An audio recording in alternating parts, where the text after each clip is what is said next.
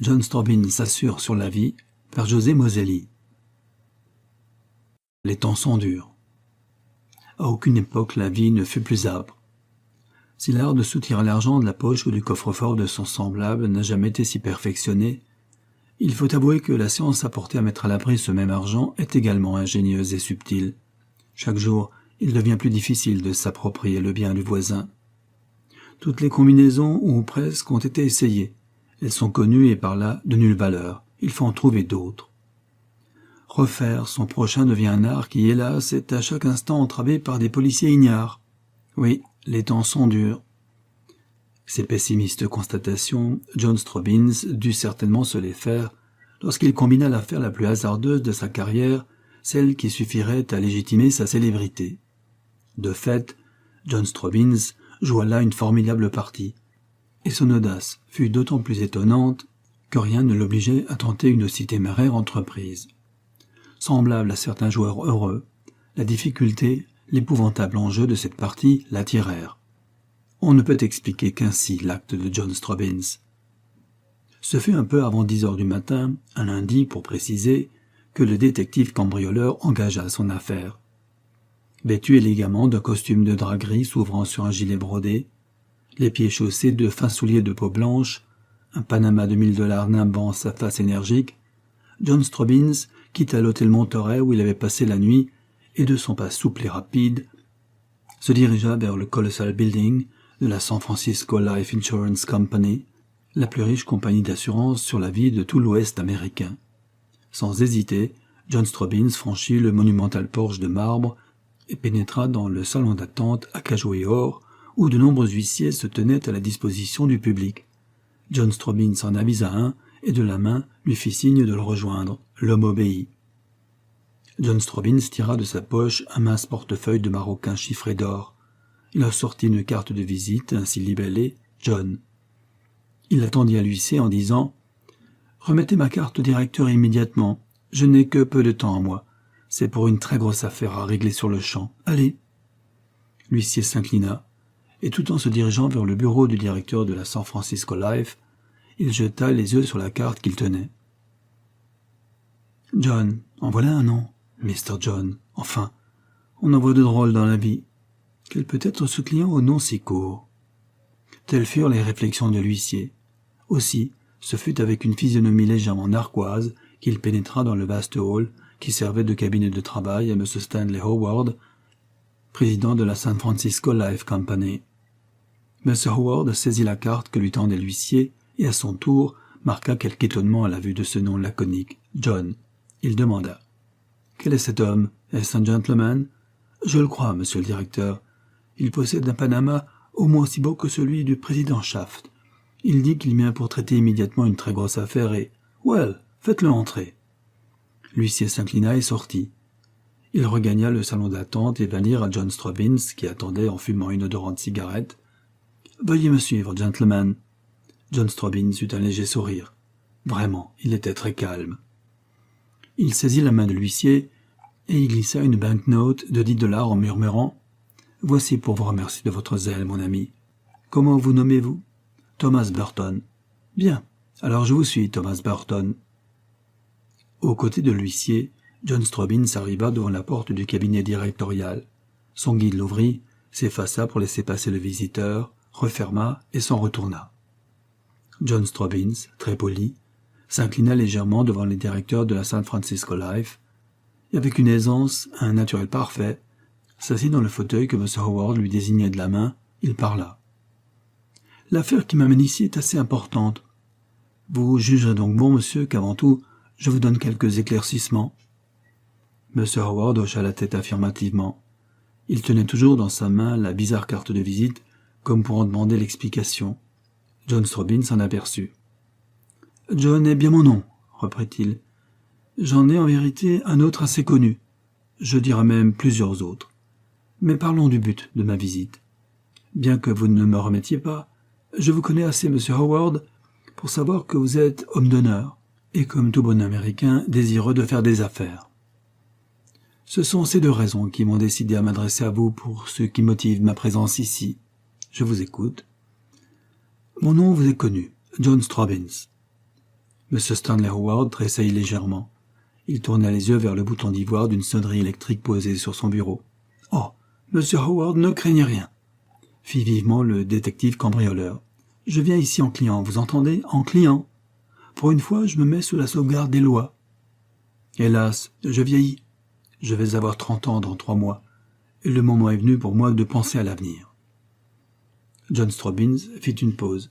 Ses yeux rencontrèrent ceux de M. Howard qui le regardait avec un étonnement évident. Il poursuivit. « J'ai étudié les lois générales de l'Union et celles particulières de l'État de Californie. Je sais par conséquent qu'un contrat d'assurance est insaisissable et inviolable. Je ne me trompe pas, n'est-il pas vrai? »« Parfaitement, » répondit le directeur de la San Francisco Life, qui maintenant avait repris son calme. « Vous me faites plaisir de me l'affirmer. Vous le savez, j'ai commis de nombreuses peccadilles. Je veux dire que j'ai fait du commerce à ma façon. Certains commerçants s'enrichissent en cédant contre du bon argent des marchandises de nulle valeur. Des artistes acquièrent la fortune en changeant des couleurs de place. Ils les mélangent, les retirent de leurs tubes et les étendent sur des toiles. Qu'ai-je fait d'autre après tout? J'ai pris l'argent de mes contemporains et ne les ai même pas embarrassés d'objets sans valeur. Supériorité sur les commerçants. Mon art s'est exercé dans la serrurerie. J'ai trouvé des moyens inédits d'ouvrir les plus solides coffres-forts. Je puis donc dire que je mérite la modeste fortune que mon ingéniosité me valut, n'est-ce pas? Vous savez, moi, murmura M. Howard, qui ne voulait pas se compromettre. Vous êtes bien aimable, cher monsieur. Donc, ayant acquis une fortune, je désirerais qu'à défaut de moi, un malheur est si vite arrivé, et les policiers sont bien maladroits, mes descendants, ou pour mieux dire mes amis, en profitassent. Je voudrais m'assurer sur la vie de façon à ce qu'en cas de mort, ma fortune ne disparaisse pas. M. Howard respira. Certes, la proposition était au moins étrange et inattendue. Assurer John Stobbins sur la vie. L'affaire paraissait scabreuse. Mais quelle publicité pour la San Francisco Life Company. Quel pouvait être le mobile de John Stobbins? M. Howard se le demanda. Après tout, lui ou un autre, pourvu qu'il payât régulièrement les primes, on ne pouvait lui en demander davantage. Il parla. « Votre désir est très naturel, cher monsieur, et pour quelle somme désirez-vous vous assurer ?» John Stobbins fronça les sourcils. « Pour une somme assez forte. Car bien que mon argent soit déposé presque en totalité à l'étranger, j'ai de nombreuses propriétés dans le territoire de l'Union, et je désirerais que mes héritiers en touchassent au moins l'équivalent. Je voudrais m'assurer pour 3 millions de dollars. 3 millions de dollars? M. Howard s'attendait à tout, sauf à l'énoncé d'une somme aussi énorme. Il répéta 3 millions de dollars. Oui, 3 millions de dollars. La San Francisco Life n'a-t-elle pas les reins assez solides pour me garantir cette somme moyennant le paiement d'une prime convenable? Sinon, je m'adresserai ailleurs. M. Howard se redressa. M. McBonney, le roi du saumon, est assuré chez nous pour 10 millions. Je le connais. Tenez, voici une bague qui me vient de lui, répondit Stobbins, très calme. Bref, combien devrais-je payer de prime annuelle? M. Howard saisit un cahier à reluire de cuir rouge posé sur son bureau. Il le feuilleta en murmurant. Je ne sais vraiment pas en quel métier vous rangez au point de vue des risques professionnels. Voyons. Agent de chemin de fer, non. Officier en mission aux Philippines, non. Votre métier est encore plus dangereux. Ah, policier, oui. Policier, somme toute, vous courez les mêmes risques. Policier, oui. La prime est de 10% pour risque supplémentaire. C'est un peu cher, coupa doucement John Stobbins. Somme toute, ma vie est plus en sûreté que celle des policiers. Ne tuant jamais personne, je ne risque pour ainsi dire pas d'être tué. Si je suis pris, je ne serai jamais condamné qu'à la prison. Et l'on vit longtemps en prison. Non, 12% suffisent. D'autant plus que je suis jeune, que ma santé est bonne, ma constitution excellente. Voici un certificat du professeur Alan Gordon qui l'atteste, et que j'espère vivre longtemps. 12% sur 3 millions de dollars, cela fait 360 000 dollars par an. Si vous acceptez, je vous remettrai immédiatement un chèque de cette somme sur la Californian Bank. Naturellement, il est bien entendu que l'assurance devra être payée à la personne désignée par moi, quel que soit mon genre de mort, n'est-ce pas? J'entends que cette condition soit nettement spécifiée sur ma police.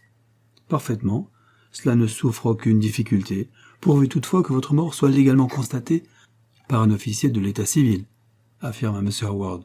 Nous sommes d'accord. Alors, cela va à 12%? M. Howard resta silencieux. Il prit le certificat médical que John Stobbins lui tendait et l'examina. Il était en règle. Somme toute, l'affaire paraissait intéressante. John Stobbins était sain, jeune, habile. Il vivrait certainement plus de 10 ans encore, et alors quel bénéfice! Sans compter la publicité excellente que l'annonce de ce contrat allait constituer pour la compagnie. Eh bien, cher M. Stobbins, je vous demande 24 heures pour consulter le conseil d'administration sur l'affaire que vous me proposez. Je crois que nous nous entendrons. Mais il est bien décidé que les primes seront payables annuellement et d'avance, le moindre retard entraînant la déchéance et les primes restant acquises à la compagnie. Vous espérez donc me voir faire coffrer, M. Howard? Fit Stobbins, railleur. N'importe, j'accepte. Le détective cambrioleur se leva. Aimable, il s'inclina devant le directeur de la San Francisco Life Company et se dirigea vers la porte en disant « À demain ». Le lendemain de la visite de John Stobbins au digne M. Howard, tous les journaux de San Francisco publièrent en gros caractères la note suivante. Quel est le critérium de l'honorabilité d'une entreprise et de sa fidélité à tenir ses engagements? Sans hésiter, nous pouvons dire c'est l'estime des voleurs. L'estime des voleurs, la San Francisco Life Insurance Company a mieux que cela. Par un choix flatteur entre tous, le célèbre détective cambrioleur John Stobbins s'est adressé à elle pour faire mentir le proverbe qui dit que bien mal acquis ne profite jamais. John Stobbins, et on ne peut que l'en féliciter, a voulu que ses compagnons, s'ils venaient à mourir, récupérassent en partie la perte que leur causerait sa disparition. Il s'est assuré sur la vie pour la coquette somme de 3 millions de dollars à la San Francisco Life Insurance Company. Le plus faible commentaire affaiblirait la portée d'un pareil acte. La confiance de John Stobbins, homme méfiant par nécessité, témoigne de la réputation d'intégrité qu'a su se faire la San Francisco Life Insurance Company depuis sa fondation qui remonte à 1867. Nous tenons à la disposition des incrédules la copie authentiquée par la municipalité de la police souscrite par John Stobbins. Pour tout renseignement, s'adresser à M. Stanley Howard, directeur. Ce jour-là, comme tous les autres, M. Stanley Howard arriva à 9 heures à son bureau. C'était un homme de principe. Il s'assit dans son fauteuil et, suivant sa coutume, attira à lui les journaux épars devant lui pour les lire. Ayant signé la veille le contrat d'assurance de John Stobbins, il avait dans la soirée envoyé aux journaux la note citée plus haut, avec ordre de la faire passer en première page, et ne doutait pas qu'une annonce aussi sensationnelle ne décuplât le chiffre d'affaires de la San Francisco Life Company. Aussi, ce fut avec un sourire satisfait qu'il ouvrit la première feuille qui lui tomba sous la main. C'était le Pacific Times. Il est certain que M. Stanley Howard s'attendait à voir le nom de John Stobbins imprimé en lettres grasses sur la première page de ce journal. Mais il est encore plus certain que le directeur de la San Francisco Life n'espérait pas que ce soit en si gros caractères, car le nom de John Stobbins flamboyait sur la manchette du Pacific Times en lettres hautes de 3 cm. À la vérité, les mots dont était entouré le nom de John Stobbins détruisaient entièrement toute l'influence que cette publicité inattendue aurait pu avoir sur les clients éventuels de la San Francisco Life Company. L'attorney général Harry Boulder assassiné par John Stobbins. Le magistrat était retrouvé ce matin, poignardé dans son appartement de la Florida Avenue, notre enquête. Pendant quelques instants, Stanley Howard se demanda s'il ne rêvait pas. John Stobbins, assassin, lui qui ne tuait, ne blessait même jamais personne. Et cela, le lendemain du jour où il s'était assuré sur la vie. Non, ce n'était pas possible. Assassin, John Stobbins, mais dans ce cas, il était passible de la chaise électrique, et alors? Alors, la San Francisco Life Insurance Company devrait payer 3 millions de dollars? Puisqu'au sud de toute l'Amérique, maintenant, le célèbre détective cambrioleur était assuré pour cette somme. Ah, il avait eu une bonne inspiration, Stanley Howard, de traiter avec John Stobbins. Il aurait pourtant dû s'en douter. Malgré ses réflexions pessimistes, le directeur de la San Francisco Life conservait encore quelque espoir. Somme toute, on l'avait vu d'autres fois, la police pouvait se tromper. Il convenait de s'enquérir avant de désespérer. Stanley Howard essuya de son mouchoir la sueur humectant ses tempes, aspira une large goulée d'air, et s'étant bien carré dans son fauteuil d'acajou, lut attentivement le récit du crime de la Florida Avenue. Cette nuit, quelques minutes avant 2 heures du matin, le détective Anthony Preston, qui, son service fini, regagnait son logis, était arrivé devant le numéro 261 de la Florida Avenue lorsqu'il vit la porte de cette maison, qu'il connaissait pour être la demeure de l'attorney général Harry Boulder, s'ouvrir brusquement.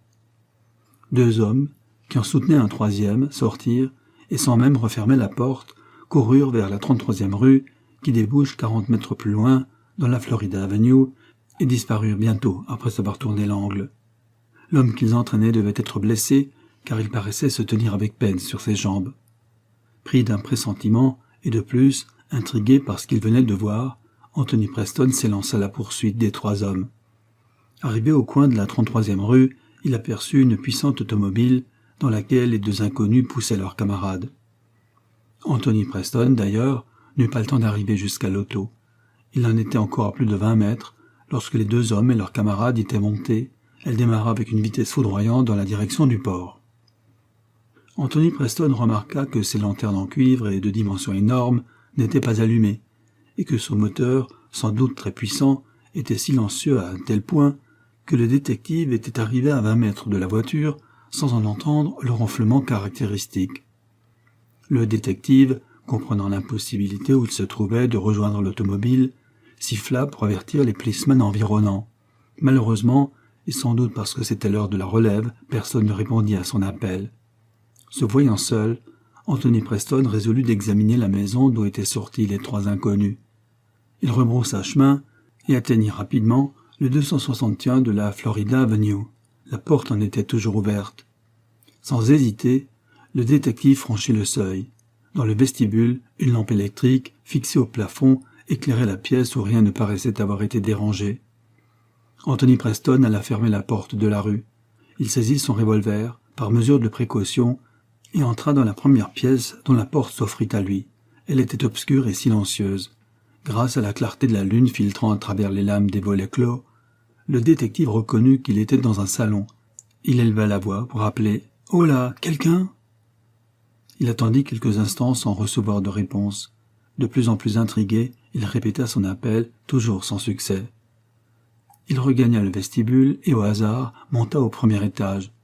Il vit plusieurs portes, toutes fermées. Il frotta une allumette bougie à la lueur de laquelle il aperçut le commutateur d'une lampe électrique qu'il tourna. Au plafond, une lampe s'alluma. Sur une des portes peintes en blanc, le détective reconnut distinctement l'empreinte d'une main humaine imprimée en rouge. Nul doute, un crime avait été commis. Anthony Preston, son revolver au poing, ouvrit délibérément la porte et entra. La lampe électrique du palier éclairait assez la pièce pour qu'aucun détail n'échappât au détective. Il était dans une chambre à coucher, garnie de somptueux meubles de palissandre, dans la propre chambre à coucher de l'honorable Harry Boulder, attorney général de l'État de Californie. Sur l'épais tapis, deux chaises gisaient renversées. Un des rideaux de velours de gêne garnissant la large fenêtre avait été arraché de son support. Déchiré en deux, il était tombé, entraînant l'embrasse de cuivre doré. Sur le tapis, des taches de boue et des pas indiquaient une lutte féroce. Anthony Preston, ayant découvert le commutateur de la lampe électrique posée sur la table de nuit, le tourna. Une vive lueur illumina la pièce. Le détective en profita pour continuer son inspection. Soudain, il retint une exclamation d'horreur. Dans un angle de la pièce, un grand paravent fait de feuilles de palissandre incrustées était posé. Anthony Preston, ayant replié ce paravent, découvrit derrière un homme, un vieillard, l'attorney Harry Boulder, pour tout dire, assis sur une chaise et penché, immobile, sur un petit secrétaire. Harry Boulder était immobile parce qu'il était mort. Une robe de chambre de laine brune l'abritait, et un peu plus bas que sa nuque, le manche d'ivoire d'un poignard, enfoncé jusqu'à la garde, luisait sous la clarté du lampadaire électrique. Le magistrat avait dû être frappé sans qu'il s'en aperçût, car ses traits étaient restés calmes. Il semblait dormir. De la plaie, peu de sang avait coulé. La robe de chambre l'avait bu, car pas une goutte ne tachait le tapis. Devant le magistrat, quelques papiers, ceux qu'il examinait sans doute lorsqu'il avait été frappé, avaient été laissés par les assassins. Sans doute, ceux-ci, leur forfait accompli, s'étaient disputés, d'où les traces de lutte relevées dans la chambre à coucher. Anthony Preston, redevenu calme, continua ses investigations. Il ne découvrit plus rien. Les meubles étaient intacts. Aucun d'eux n'avait été touché. Le détective fouilla rapidement la maison, elle était vide. Personne. Les assassins savaient sans doute que le vieillard était seul. Anthony Preston allait s'en aller lorsqu'il aperçut dans la chambre à coucher une moitié de bouton de manchette en or portant ses initiales entrelacées J.S. Il la ramassa. Sans s'attarder plus longtemps, le détective sortit de la maison du crime, ferma soigneusement la porte derrière lui et courut à l'hôtel de la police où, quelques minutes plus tard, M. James Molescott, chef de la sûreté de San Francisco, le rejoignait. Anthony Preston lui fit aussitôt le récit de sa découverte et lui remit le bouton de manchette trouvé dans la maison de la Florida Avenue. « J.S. » s'écria M. James Molescott. « C'est John Straubins. Il n'y a que lui pour perpétrer un crime aussi audacieux. D'ailleurs, je possède l'empreinte de ses doigts. Nous serons vite fixés. » Sans tarder, M. James Molescott, accompagné d'Anthony Preston et de 4 autres détectives, se rendit au domicile de l'infortuné attorney général. Vu leur avancée et la nécessité de procéder au tirage de notre journal, nous n'avons pu continuer notre enquête. Cependant, nous croyons savoir que les empreintes vues par le détective Preston sont bien celles de John Straubins. Ainsi se terminait l'article du Pacific Times. D'un geste rageur, M. Stanley Howard froissa le journal et se leva. Les employés de la San Francisco Life Insurance le virent, hagards et congestionnés, sortir comme un fou. Ils couraient chercher des détails. Depuis quelques années qu'il poursuivait vainement John Straubins, James Molescott n'avait encore éprouvé de joie comparable à celle que venait de lui occasionner le récit du détective Anthony Preston. L'honorable chef de la sûreté de San Francisco pensait bien, cette fois-ci, prouver la culpabilité de John Straubins, l'appréhender et assister à son électrocution. Déjà une fois, Molescott avait cru prouver la culpabilité de John Straubins dans un assassinat, mais devant la découverte du vrai coupable, l'innocence du détective cambrioleur avait dû être reconnue. Depuis, John Straubins s'était joué de Molescott, qui par une sorte d'habitude pensait aussitôt à lui chaque fois que se commettait un crime de quelque envergure. C'est pourquoi, à la vue du bouton de manchette marqué J.S., Molescott s'était aussitôt écrié « J.S. John Straubins !» Arrivé à la maison de l'attorney général, James Molescott commença son enquête. Aux côtés de Anthony Preston, il gagna la chambre du crime, tandis que les 4 autres détectives qui l'accompagnaient fouillaient les moindres recoins de l'élégant cottage. Ces recherches, du moins celles effectuées dans la maison, ne donnèrent d'abord aucun résultat. Elles démontraient simplement 1. Que l'attentat avait été prémédité, 2. Que les assassins connaissaient la maison. Ils savaient certainement que depuis 3 jours, M. Harry Boulder avait donné congé à son domestique. L'attorney général avait en effet annoncé à tous ses amis qu'il partait en villégiature à Pasadena. C'est pourquoi nul ne s'était inquiété de sa disparition. On le croyait parti. Et sans la rencontre fortuite du détective Anthony Preston, le crime n'eût été découvert que bien plus tard. Une chose également était évidente, les assassins s'étaient colletés après le crime. Cette dernière hypothèse était la plus hasardeuse, mais James Molescott l'admettait en attendant mieux.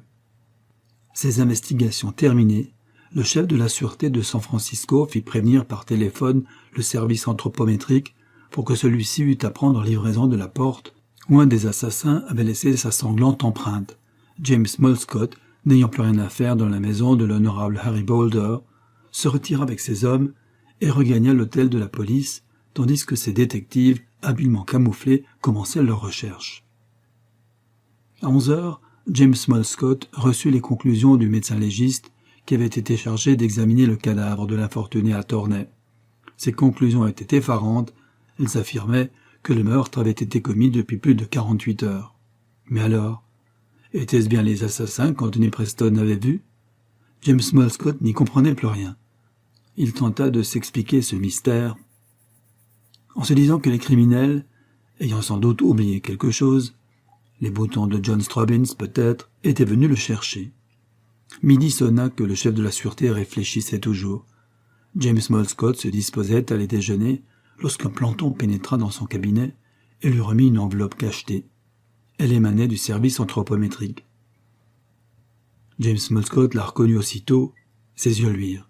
Il saisit un coupe-papier et fébrilement ouvrit l'enveloppe et il lut « Monsieur James Molescott, l'empreinte laissée sur la porte de l'honorable Harry Boulder est, sans le moindre doute possible, celle de John Straubins.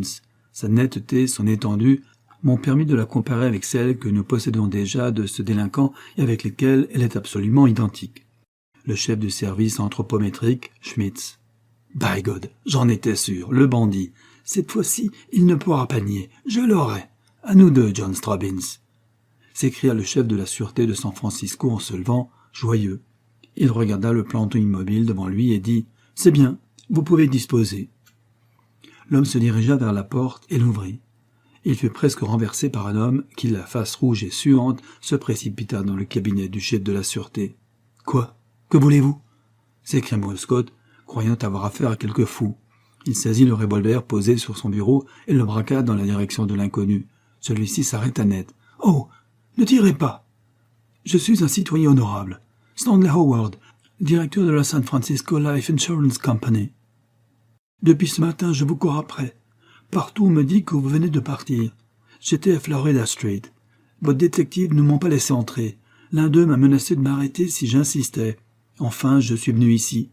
J'ai profité de ce que les hommes allaient dîner pour passer. J'ai vu votre porte s'ouvrir, et alors je suis entré. « Et que me voulez-vous » fit froidement Molescott, qui avait écouté parler Stanley Howard sans l'interrompre. Vous savez que ma compagnie a assuré avant-hier soir John Straubins sur la vie pour la somme de 3 millions de dollars et je voudrais savoir... Je sais, je l'ai vu sur les journaux de ce matin. Qu'elle réclame? Eh bien, je vais vous dire ce que vous désirez savoir, répondit James Molescott avec une joie féroce. John Straubins, coupable d'assassinat, c'est d'ores et déjà prouvé, sur la personne de l'honorable Harry Boulder, va être capturé incessamment. Il sera jugé à mort et exécuté. Et votre compagnie devra payer 3 millions de dollars. Cela vous apprendra à traiter avec des assassins. Maintenant, gentlemen, je vous prie de vous retirer. Goodbye. Stanley Howard, abattu comme s'il venait de recevoir un coup de massue, ne trouva rien à répondre. Titubant, il gagna la porte à reculons et disparut. James Molescott posa son revolver sur son bureau. Il était content de lui. Il passa son pardessus, coiffa son chapeau et sortit. Il déjeuna rapidement dans un restaurant du Moyen-Âge et rejoignit au poste de police de Plower Street Anthony Preston, à qui il avait donné rendez-vous. Le détective paraissait profondément abattu. « Rien de nouveau, patron, » dit-il d'un ton triste. « Avec les camarades, j'ai interrogé tout le voisinage, personne n'a rien vu, rien entendu. Seul un locataire de la maison faisant face à celle de l'honorable Harry Boulder croit se rappeler avoir vu vers 1h du matin deux gentlemen très bien vêtus entrer chez l'attorney général. Il pensa que c'était M. Boulder lui-même et un de ses amis et n'y fit pas attention. Cependant, il se souvient parfaitement qu'un des deux hommes était vêtu d'un court pardessus couleur mastic et de souliers vernis, c'est tout. Vous dites 2 hommes? Pourtant, vous en avez vu sortir 3. C'est ce que j'ai fait observer au témoin, mais il a maintenu ses dires. Et l'automobile, personne ne l'a vue? Personne. C'était une voiture très silencieuse. Les assassins ont dû la garer du côté du port. Et les empreintes, chef, étaient-elles bien celles de John Straubins? Oui. Le chef du service anthropométrique les a reconnues. Il faut absolument que nous nous emparions de ce bandit. Jusqu'ici, l'opinion publique, amusée par ses tours, le soutenait. Cette fois-ci, sa popularité est finie. Les 2 hommes conversèrent encore quelques instants, puis James Molescott, songeur, sortit et se dirigea vers l'hôtel de la police. Un cigare en bouche, il marchait lentement en se demandant par quel moyen il s'emparait de John Straubins. Le détective cambrioleur avait dû, certes, prendre ses mesures avant d'accomplir son crime, et à l'heure présente, il était loin et bien caché. Peu à peu, Molescott perdit sa bonne humeur. Ses démêlés avec John Straubins n'avaient jusqu'ici prêté qu'à rire. Mais s'il ne parvenait pas à arrêter le cambrioleur devenu assassin, il sentait bien qu'il n'aurait plus qu'à résigner ses fonctions. Perdre 12 000 $ par an, sans compter le reste, cette perspective était triste. Ainsi, tout en marchant, James Molescott envisageait l'avenir. Une chose le tracassait. Quelle relation y avait-il entre l'assurance sur la vie souscrite par John Straubins et l'assassinat de l'attorney général? Molescott l'expliqua en pensant que le détective cambrioleur, résolu à se venger, avait fait le sacrifice de sa vie et avait voulu que sa mort profitât à ses amis. Ses amis, lesquels? Je vais demander cela à M. Howard. Le nom du bénéficiaire de la police me fournira peut-être une piste intéressante. Cette réflexion fit hâter le pas à James Molescott. Oui, c'est cela. John Straubins aura voulu se venger de l'attorney général, qu'il a sans doute fait condamner. Soudain, le chef de la sûreté de San Francisco s'arrêta net, comme médusé. Un frisson le secoua. Il se trouvait à ce moment à l'intersection de la Wyoming Avenue et de la 21e rue, et à moins de 20 mètres devant lui, un homme marchait lentement en lisant un journal qu'il tenait devant sa figure. Sa lecture semblait l'intéresser énormément, car il ne faisait pas attention aux poussées et aux bourrades que ne lui ménageaient pas les passants pressés. Cet homme était vêtu d'un court pardessus couleur mastic et portait aux pieds d'élégants souliers vernis. « C'est John Robbins », murmura Moll Scott en sentant son sang refluer, de joie, vers son cœur. Il jeta un rapide regard autour de lui, aucun policeman en vue, quelle malchance. L'homme au pardessus mastic, cependant, continuait à lire son journal. James Moll Scott s'arrêta. Il dissimula dans la poche de son manteau sa main armée d'un revolver, et d'un pas tranquille, il marcha dans la direction de l'individu. Il en fut bientôt à 1 mètre, et sortant son revolver, il le braqua sur lui en criant « Les mains hautes, rascal, ou je tire !» L'homme tressaillit. Ses doigts s'ouvrirent et laissèrent échapper son journal que le vent emporta. James Moll Scott aperçut le visage, un visage complètement rasé, aux lèvres un peu pendantes. Les yeux étaient grands ouverts et exprimaient une stupeur profonde. La bouche, tremblante, avait une expression ignoble. C'était cela, le véritable visage de John Robbins. James Moll Scott ne se le demanda pas, il répéta « Hands up !» main en l'air. L'homme obéit, tandis que la foule accourait, rendant maintenant toute fuite impossible. Le chef de la sûreté de San Francisco tira de sa poche une paire de menottes qui ne le quittaient jamais et ordonna « Allons, canaille, tends tes mains ou je tire !» L'homme obéit encore. James Moll Scott, d'un geste professionnel, lui passa les menottes et dit « Maintenant suis-moi, canaille !»« Oh là là, on vous suit, quoi !» fit le prisonnier d'une voix rauque, et il emboîta le pas au policier. 10 minutes plus tard, James Moll Scott, triomphant, entrait avec son prisonnier à l'hôtel de la police. À la vérité, il ne reconnaissait pas John Robbins dans l'homme au visage bestial, à la voix crapuleuse qui l'avait arrêté. Mais John Robbins avait tant de fois changé d'apparence qu'il convenait d'attendre avant de se prononcer. D'autre part, l'homme pouvait être un des assassins de l'attorney général, sans être pour cela John Robbins, puisqu'ils étaient 3. Traînant à ses côtés son prisonnier, qui, il faut bien le dire, n'opposait aucune résistance, James Moll Scott traversa les couloirs au milieu de l'admiration des détectives. Il parvint ainsi à son bureau et sonna. « Priez M. Schmitz de venir, » ordonna-t-il au planton accoureux, « et appelez-moi 2 hommes pour maintenir le prisonnier. »« Oui, chef. » L'homme sortit, et presque aussitôt 2 détectives arrivèrent. James Moll Scott leur confia John Robbins, ou du moins celui qu'il appelait de ce nom. Débarrassé de sa prise, James Moll Scott posa sur son bureau son revolver qu'il n'avait pas lâché, tira son mouchoir et s'épongea le front. Il avait chaud, autant par l'effet de sa course que par l'émotion que lui causait ce qu'il considérait comme un exploit admirable. Il toussa et dit « Eh bien, John Robbins, vous voilà pris. Je suppose que vous accepterez votre sort avec bonne grâce et que vous tenterez, par d'opportuns aveux, de vous concilier la bienveillance de vos juges, bien que vraiment vous en soyez indigne. Je ne suis pas John Robbins. C'est ce que nous allons voir. En tout cas, vous êtes un des assassins de l'honorable Harry Boulder, et je vous le répète, seuls de francs et immédiats aveux pourront vous sauver de la chaise électrique. » Le prisonnier ne répondit pas. James Moll Scott, agacé, tambourina nerveusement sur sa table. Dans le vaste bureau, le silence régna, qui permit soudain d'entendre 2 coups légers frapper contre la porte. « Entrez !» fit le chef de la sûreté. Par la porte entr'ouverte, un vieillard, vêtu de noir, le visage rasé orné de lunettes à monture d'or, entra et s'inclina devant James Moll Scott. Celui-ci, d'un geste, lui désigna le prisonnier et dit « Mes hommages, monsieur Schmitz. Je vous serais reconnaissant de bien vouloir prendre les empreintes de cet homme. D'après sa démarche et sa stature, j'ai tout lieu de croire, bien qu'il s'en défende, qu'il est John Robbins. Ah !» Le chef du service anthropométrique jeta sur le prisonnier un coup d'œil scrutateur et murmura « Nous allons voir cela. » Il tira de sa poche une mince boîte de cuivre remplie d'une pâte noire ayant l'aspect et la consistance du cirage et dit au détective qui surveillait l'inculpé « Défaites-moi la main gauche de cet homme. » Le prisonnier tressaillit. James Moll Scott s'en aperçut. Il saisit son revolver et s'écria « Obéissez, et pas de résistance, l'homme, ou je vous casse la tête sans hésitation. »« Oh, je ne crains rien, je suis innocent, » répondit le prisonnier, et il se laissa faire comme s'il eût été un automate. M. Schmitz lui saisit la main gauche et lui fit successivement appuyer ses 5 doigts sur la pâte noire contenue dans la boîte de cuivre. Puis, il l'obligea à imprimer sur une feuille de papier blanc posée sur le bureau du chef de la sûreté l'empreinte de ses doigts ainsi noircis. Ce fut ensuite au tour de la main droite. Le prisonnier ne dit pas un mot. Il semblait absent. Quand ce fut fini, M. Schmitz, laissant les feuilles sur le bureau de Moll Scott, se retira et revint quelques instants plus tard, suivi d'un homme en blouse blanche portant sur son dos la porte sur laquelle l'assassin de la Tournai avait laissé sa sanglante empreinte. Le chef du service anthropométrique tenait lui-même en main 2 fiches en carton sur lesquelles avaient été collées les empreintes des doigts de John Straubins, prises lors de son dernier emprisonnement.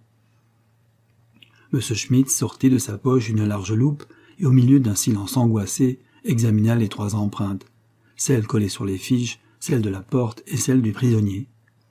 Ce dernier conservait son air d'indifférence abruti.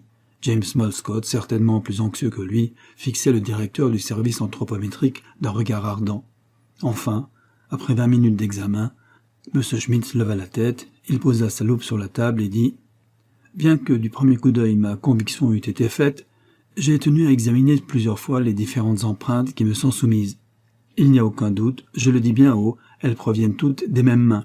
Vous pouvez d'ailleurs, M. Moll Scott, vous en assurer facilement.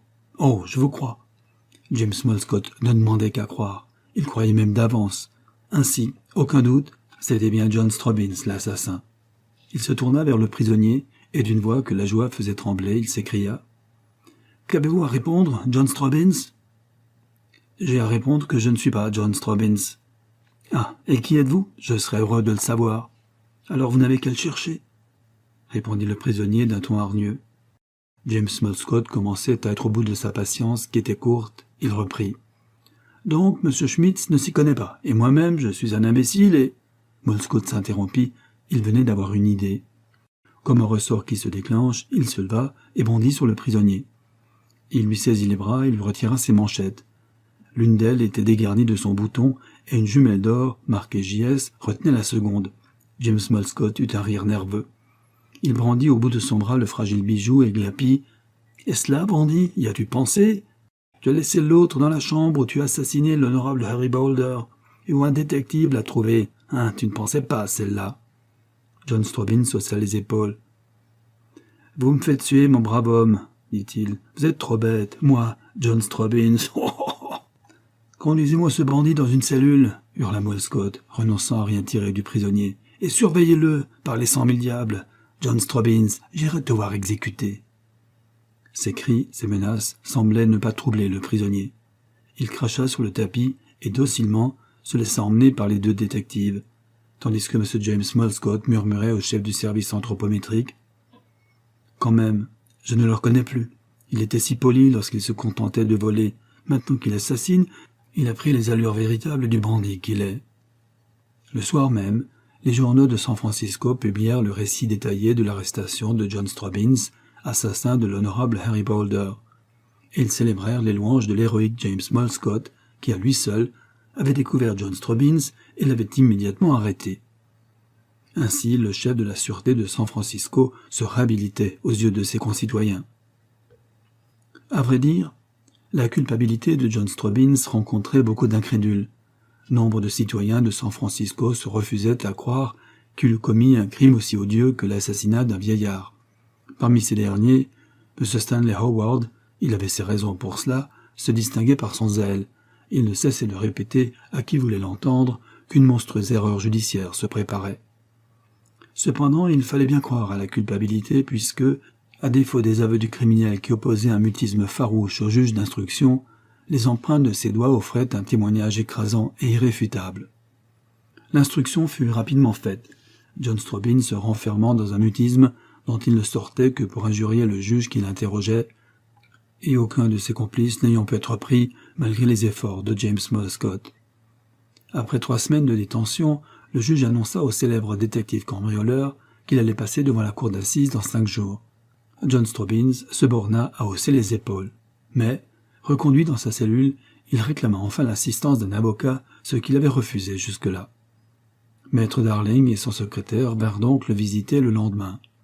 Introduits dans sa cellule, ils restèrent une demi-heure avec lui, et se retirèrent sans vouloir faire la moindre déclaration aux journalistes qui les attendaient à la porte de la prison. Ils revinrent le lendemain et le surlendemain voir le prisonnier sans qu'on pût rien savoir. Enfin, le jour du procès arriva.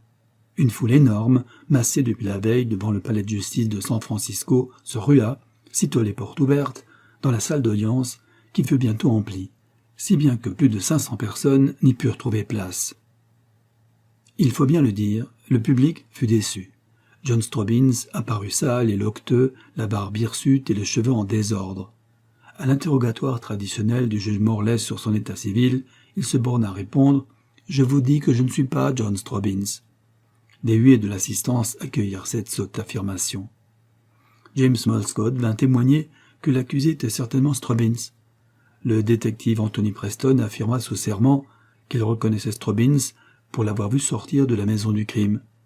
Le chef du service anthropométrique fit passer sous les yeux des jurés les empreintes des doigts de John Strobbins et une photographie de celle découverte sur la porte. Elles étaient bien identiques. « On n'a jamais pris d'empreinte !» hurla l'accusé. « Vous n'avez qu'à vous en assurer. Voyez mes doigts. Je suis victime d'une machination infernale. » M. Schmitz haussa les épaules. Il demanda au juge la permission de reprendre les empreintes des doigts de l'inculpé séance tenante. Cela lui fut accordé, il eut rapidement terminé et fit passer au juré la feuille de papier sur laquelle, devant tout le monde, John Strobbins venait d'appliquer ses doigts. Cette fois-ci, plus le moindre doute. Le juge remercia le directeur du service anthropométrique et fit comparaître le directeur de la San Francisco Life Company. M. Stanley Howard fut sublime. En reconnaissant l'accusé, il obligeait ainsi sa compagnie à payer l'assurance souscrite par lui. Cependant, il n'hésita pas. « L'accusé est bien celui qui est venu conclure avec moi une police d'assurance au nom de John Strobbins. Bien qu'il ait notablement changé sa physionomie, je le reconnais sans crainte de me tromper. »« Monsieur Howard, oh Howard, je ne vous ai jamais vu. Vous êtes un idiot ou un malhonnête homme. » Le directeur de la San Francisco Life haussa les épaules et alla s'asseoir, furieux. Ainsi, l'accusé était confondu. Le juge le somma alors d'expliquer l'emploi de son temps. « Il va maintenant falloir nous dire, John Strobbins, ce que vous faisiez pendant la nuit du 17 juin, au cours de laquelle fut assassiné l'honorable attorney général Harry Boulder, et du 19, où vous vit le détective Anthony Preston. »« Anthony Preston ne m'a jamais vu. Mon témoignage vaut le sien, et c'est à vous de prouver que je suis coupable. Je ne suis pas John Strobbins, je ne connais pas l'attorney Harry Boulder, et je ne comprends rien à toute cette affaire. Condamnez-moi, si vous voulez. » Malgré tous ses efforts, le juge ne put rien tirer d'autre de l'accusé. Il donna donc la parole au prosecuting attorney, l'avocat général. Celui-ci, à grands traits, retraça les principaux exploits de John Strobbins et termina en affirmant que l'assassinat était la fin logique d'une pareille existence. Il demanda énergiquement la mort pour punir l'odieux forfait commis par l'accusé. Après quoi, maître Darling se leva. Avec un grand talent, il essayait d'excuser son client et fit appel à la pitié du jury. Ses paroles restèrent sans écho. Le public était désillusionné sur le beau John Strobbins, devenu une dégoûtante épave humaine. « Vous n'avez rien ajouté pour votre défense ?» demanda le juge à l'accusé. « Non, je n'ai pas à me défendre, je suis innocent, jugé par des imbéciles, » gouailla John Strobbins. Une rumeur d'indignation accueillit ces cyniques paroles. « Silence !» glapit un huissier. John Strobbins regarda autour de lui comme s'il cherchait quelqu'un et reprit. « D'abord, j'en ai assez de toute cette comédie et... Garde, faites taire l'accusé, ou emmenez-le » D'une solide bourrade, les deux gardiens, encadrant le détective cambrioleur, l'empêchèrent d'en dire plus long. John Strobbins haussa les épaules et se tut. Le jury se retira dans la chambre des délibérations, dont il revint quelques instants après, avec un verdict impitoyable.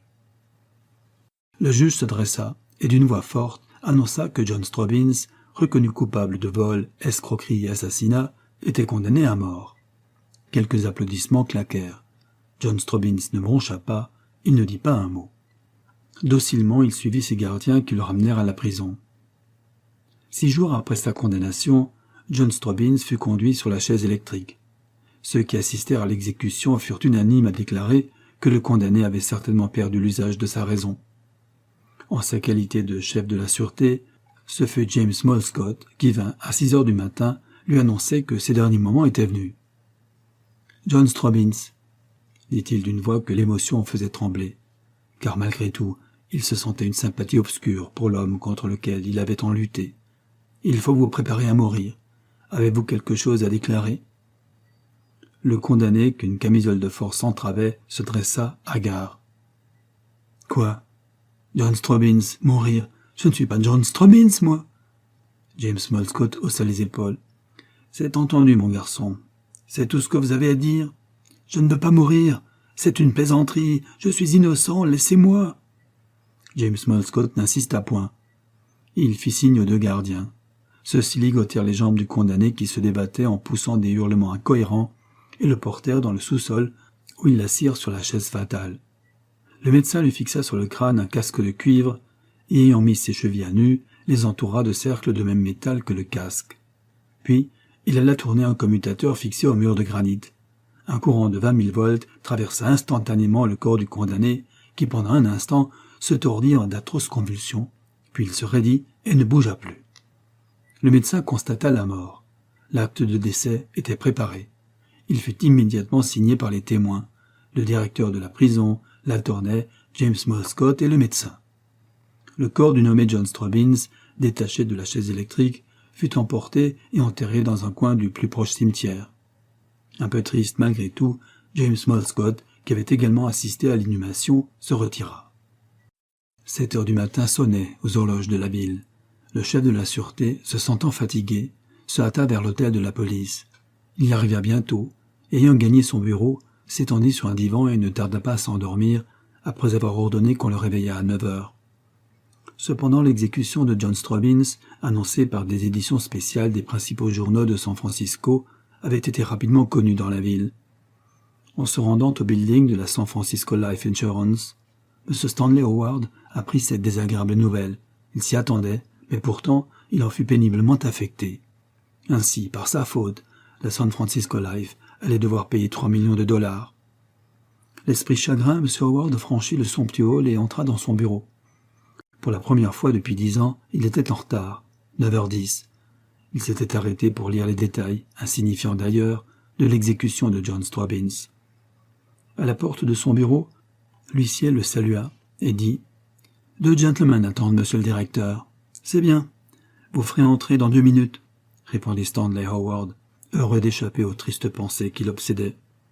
Il retira son léger pardessus et, avec un soupir, alla s'asseoir devant son bureau. Presque aussitôt, 2 élégants gentlemen entrèrent et le gratifièrent d'un magistral coup de chapeau. L'huissier se retira. « Gentlemen, » commença Stanley Howard en se levant, « veuillez vous asseoir, je vous prie. » Les gentlemen s'inclinèrent. L'un d'eux, souriant, commença. « Cher monsieur, je suis monsieur José Reno, le bénéficiaire de l'assurance sur la vie souscrite ici par mon infortuné ami John Straubins, que Dieu ait son âme. » Stanley Howard tressaillit, il pâlit. « C'est bien, je vais vous faire un chèque. Avez-vous des pièces d'identité ? Voici, acte de naissance, photographie et signature légalisée. J'espère que vous avez, suivant les instructions de ma lettre datée du jour de la condamnation de mon noble ami John Straubins, avisé la Californian Bank du paiement important qu'elle allait avoir à me faire, n'est-ce pas ? Parfaitement, gentlemen. Vous avez la police d'assurance sur vous ? La voici. Tout est en règle, merci. » Stanley Howard poussa un soupir. Il alla vers un coffre-fort scellé derrière lui dans le mur, l'ouvrit et en tira un carnet de chèques. Ainsi se terminait l'affaire conclue avec John Straubins. Il fallait payer car autrement, c'eût été faire un tort énorme à la San Francisco Life Insurance Company.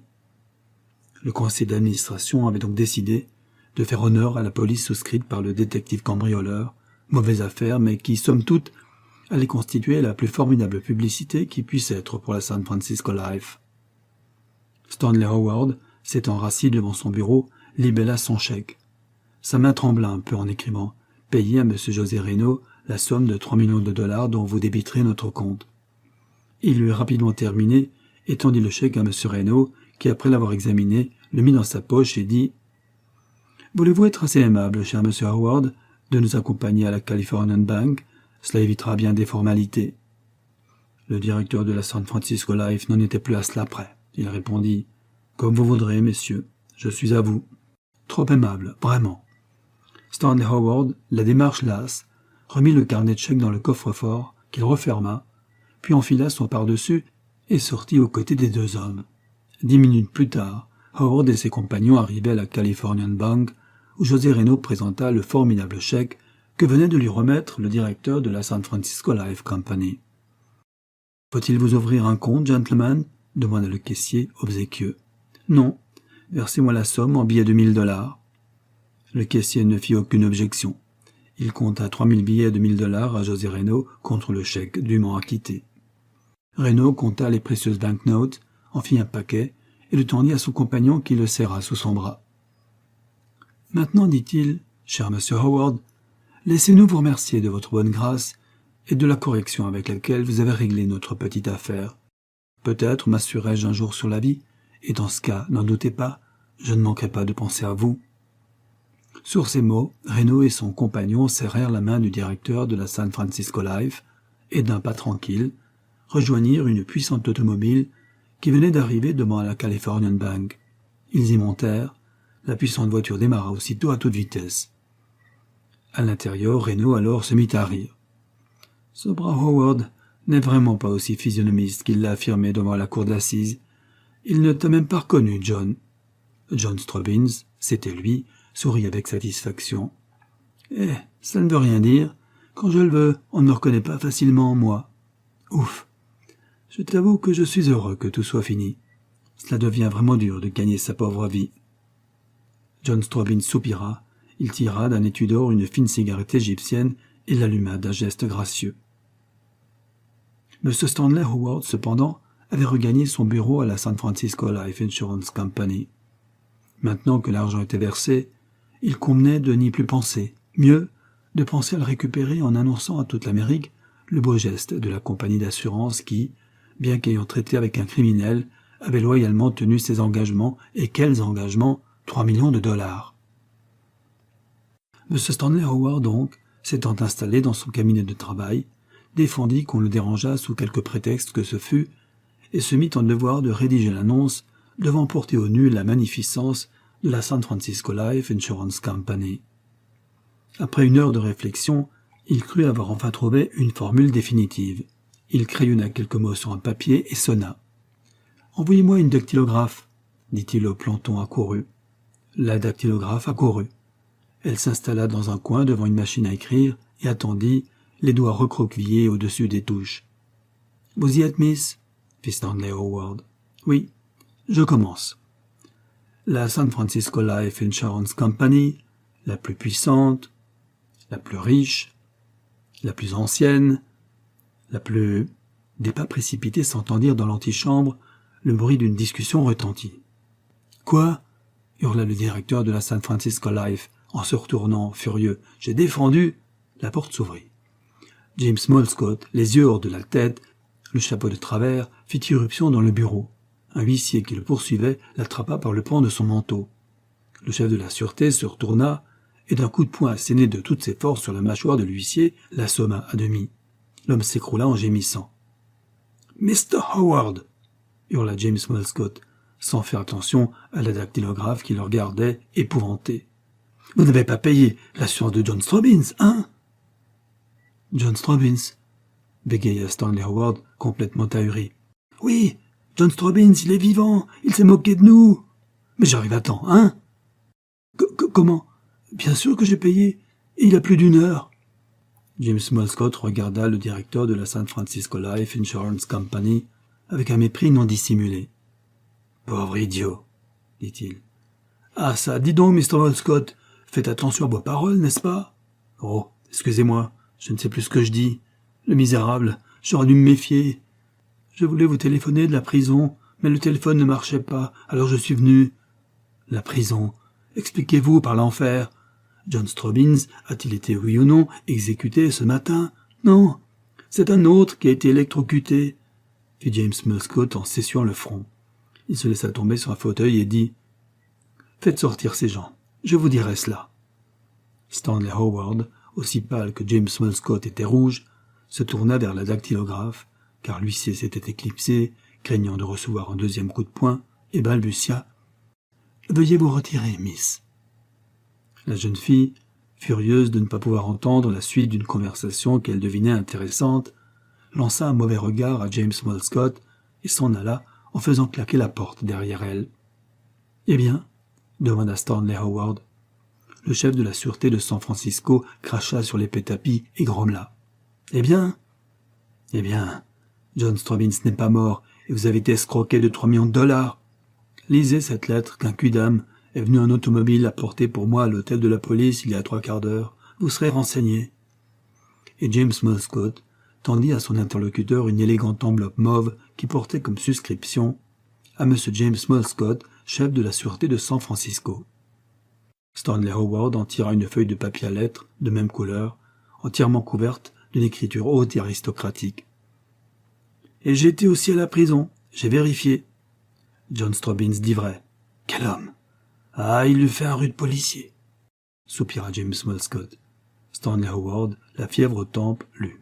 « Cher Molescott, étant donné nos anciennes et cordiales relations, il m'eût été réellement fort pénible de vous laisser dans le marasme calamiteux où vous vous trouvez, j'en suis sûr, à l'heure présente. Ma mort a dû porter un coup cruel à votre cœur sensible, et pourquoi vous le cacher, cette pensée a été une des plus tristes préoccupations que m'a valu l'affaire que je viens, Dieu merci, de mener à bien. Je ne suis pas mort. Je n'ai pas été électrocuté. Je ne suis pas l'assassin de l'honorable Harry Boulder. J'espère que la joie de me savoir vivant tempérera en vous l'amertume de me savoir innocent et libre. Ma liberté, n'est-ce pas? Je n'ai pas besoin de vous la démontrer. Reste mon innocence. Si vous voulez me faire l'honneur de lire jusqu'au bout ces modestes lignes, j'ose croire que vous serez fixé. Donc, la nuit où s'accomplit le crime pour lequel j'étais poursuivi, je me promenais avec un ami dans la Florida Avenue. Vers 3 heures du matin, je me trouvais en face du numéro 261, lorsque, au travers d'une fenêtre éclairée du premier étage, je vis distinctement une ombre dessinant avec exactitude une main humaine brandissant un poignard s'abaisser. « Cela, dis-je à mes amis, c'est quelqu'un qu'on assassine. 261. C'est le cottage de l'attorney Harry Boulder. C'est un de ses clients qui se venge, allons voir. » Grâce à mon rossignol, qui ne me quitte jamais, j'ouvris la porte et, suivi de mes 2 amis, pénétrai dans la maison. La porte de la chambre à coucher au premier était ouverte lorsque nous arrivâmes. Un homme, vêtu de haillons sordides, se tenait droit, immobile, comme hébété, devant l'attorney Harry Boulder qu'il venait de poignarder. Nous nous précipitâmes sur lui. L'animal était fort. Il se défendit avec rage et vigueur. Mais enfin, nous en eûmes raison et le ligotâmes. Il nous prit pour des policiers et ricana. « Ha ha, vous m'avez. » « N'empêche que je l'ai refroidi, l'attorney. Il m'a fait condamner injustement. Et je lui avais promis de lui faire son affaire. C'est fait. Jack Wilbarton n'a qu'une parole. » Nous ne lui répondîmes pas, indécis de ce que nous devions faire de lui, car ce n'est pas notre métier d'arrêter les gens. Soudain, un de mes amis me dit « Oh, regarde, John, il te ressemble étonnamment. » Je vérifiai cette affirmation. C'était vrai. Cet assassin possédait un regard semblable au mien. Son visage reproduisait mes traits tels qu'ils seront sans doute dans 10 ans. Un éclair, dirais-je de génie, non, je suis modeste, me traversa l'esprit. Je m'écriai « Descendons cet imbécile à la cave. Il est bientôt 4 heures. Nous viendrons le chercher demain. J'ai une idée. » Mes amis m'obéirent. Nous transportâmes l'assassin dans la cave du cottage, et après l'avoir bâillonné, nous les laissâmes, décidés à venir le chercher la nuit suivante. Mon idée, la voici.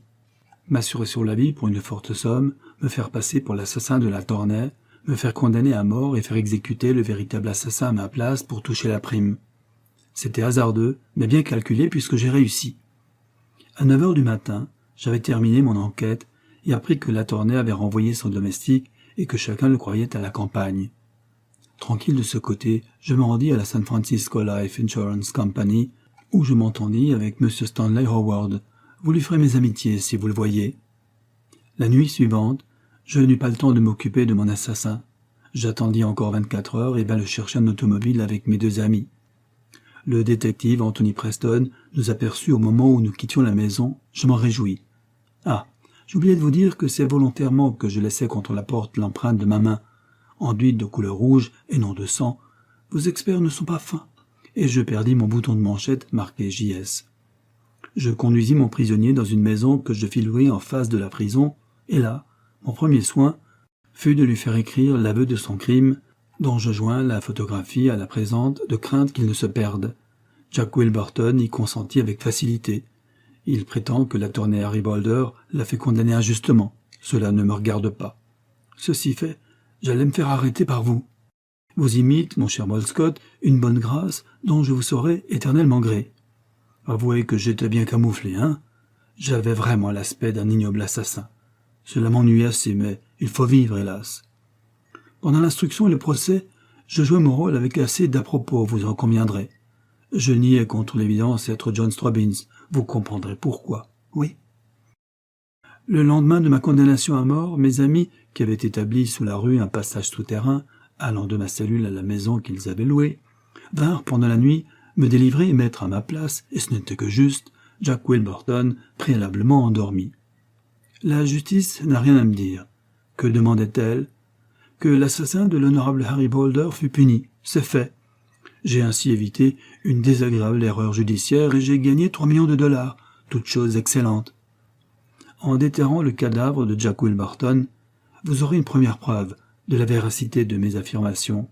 La seconde vous sera fournie à la prison, une des dalles de la cellule que j'occupais avant que Jack Wilburton ne me remplaçât recouvre l'orifice du souterrain qui me permit de m'en aller sans bruit. J'ai fini. Il ne me reste, cher monsieur Molescott, qu'à vous prier d'excuser ce gribouillis informe et à nous souhaiter à tous deux une prompte rencontre. Pour vous prouver que c'est bien moi qui vous écris, voici les empreintes de mes doigts. John Stobbins, détective cambrioleur. PS. Inclut l'adresse de l'armurier chez qui Jack Wilburton a acheté son poignard. Stanley Howard, ayant terminé sa lecture, tendit la lettre à James Molescott d'un geste las. Et le plus triste, conclut le chef de la sûreté de San Francisco, c'est que le gaillard a dit vrai. Ce n'est pas lui l'assassin, c'est Jack Wilburton. J'aurais dû m'en douter. Ah, c'est une sale affaire. Qui nous coûte exactement 2 640 000 $, monsieur Molescott, conclut Stanley Howard tristement. Ainsi s'achève John Stobbins s'assure sur la vie par José Moselli.